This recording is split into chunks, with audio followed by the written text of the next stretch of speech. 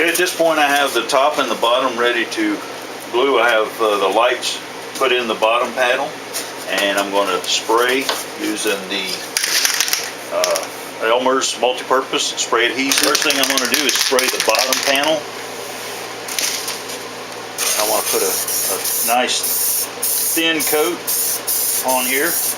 Doesn't have to be real heavy, but we do want to coat it. And now we'll do the top. And the ink goes on the inside. Clean my glue. Okay, the next thing I want to do is put 3 632 screws in the 2 holes at the rear and the one most forward on the front. And these are going to help keep some distance between the 2 panels. Now I'm going to go ahead and take the top panel, turn it over, and side over, and drop this down onto the screws. Now because I have the screws, it's left some space in between the 2 panels, as you can see here, so they're not touching.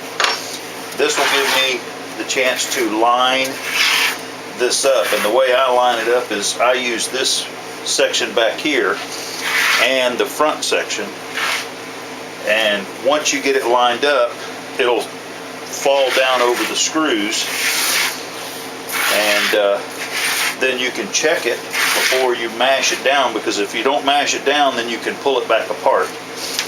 And it looks like everything is lined up really well. You can see I didn't have to push it down. That gap is now almost nothing, and it's because it's starting to slide down over the screws. So I just check it once more.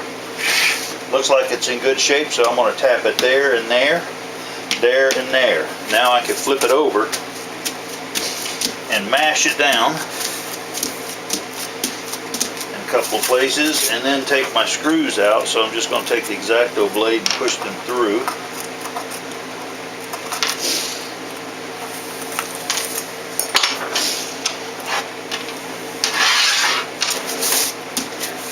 And now this panel is glued together and ready to continue.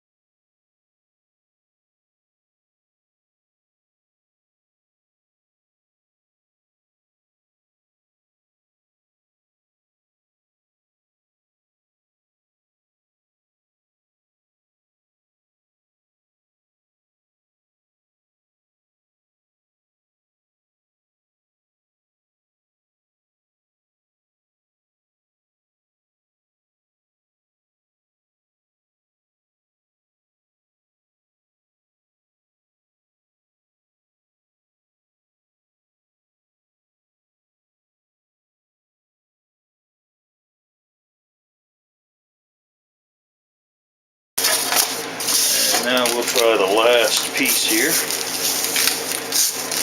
And you want to pull almost straight up like I'm doing here, because then it will pull the film off. And there you can see it pull it off in one piece. I went ahead and removed the rest of the film. I don't think I needed to show you how to do that. Now we're ready to go ahead and do some sub-assembly.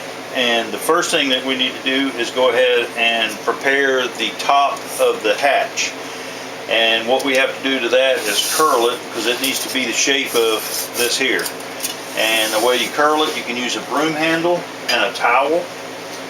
Here I'm just going to be using a chop towel, and I'm going to fold it once and fold it twice. So there's 4 layers of cloth here. And then I'm going to take and lay it, the finished side, or the side that I want to show, is going to be face down. And then I'm going to take my broom, which I'm going to simulate it with a piece of aluminum pipe.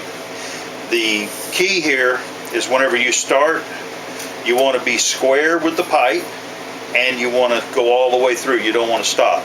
So what you're going to do is you're going to push this down and put some weight on it and pull it all the way through. And as you do, that's going to curl the canopy lid or the hatch.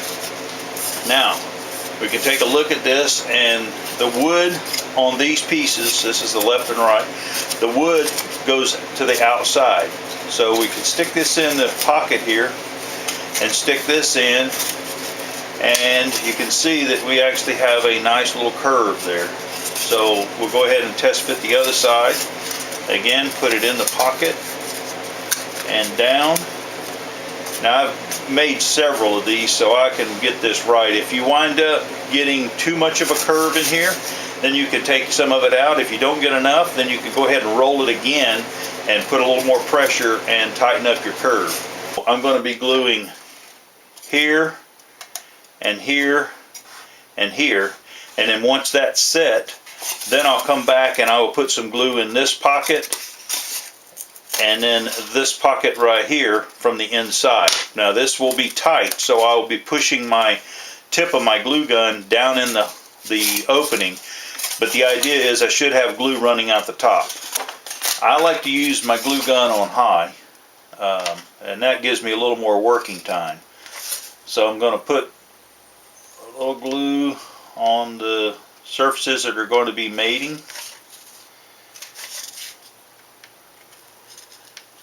And because I've worked with this on high, I don't have to rush to get it together. Plus I want it to cool a little bit, because if I do get it together immediately, then it's probably going to start melting my foam.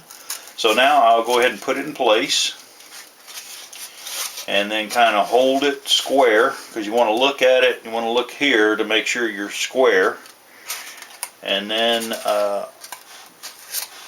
let the glue kind of cool off a little bit. Now it will take a little bit of time to cool because you're putting foam on top of foam, which is basically insulating the glue. So it's not going to want to set up right away. And you want to hold the outside edge to the edge of the top piece. So this here should all be flush. And now that it's set up, notice I don't have any gobs in here. We don't want any gobs in here, but I do still have the two open spaces, one of them being there and the other one being there. So I'm going to go ahead and glue those now. So I just put the glue gun up there and mash it, and the glue should be coming out the other side. And it's here on the top and here. So we wipe it, and the glue is going to be really hot, so as soon as I wipe it with my finger, I'm actually rubbing it off. I want to thin it down so that it's not a big glob on my finger to burn me.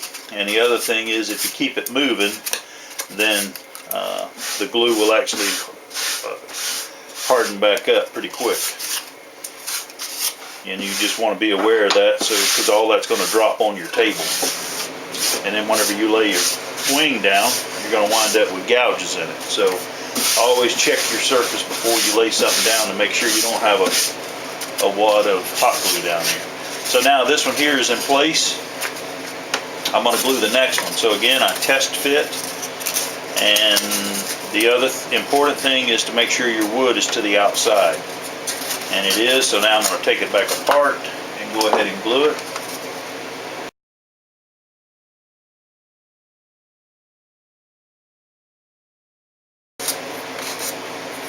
And I check on the inside to make sure I don't have any gobs forming, and if I do, I remove them.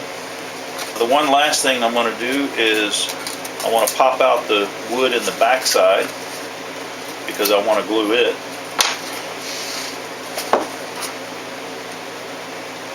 So I'll just put a thin bead and then drop a piece of wood back in the opening, and the same thing here.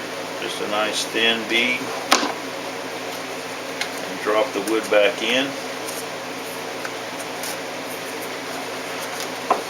And now this would be the hinge point on the canopy. You have the option to use a pin to hold the canopy closed, or You can get magnets this same size, which is a 1/2 inch. You can actually use smaller magnets. I do have a couple of models that I've used the smaller magnets.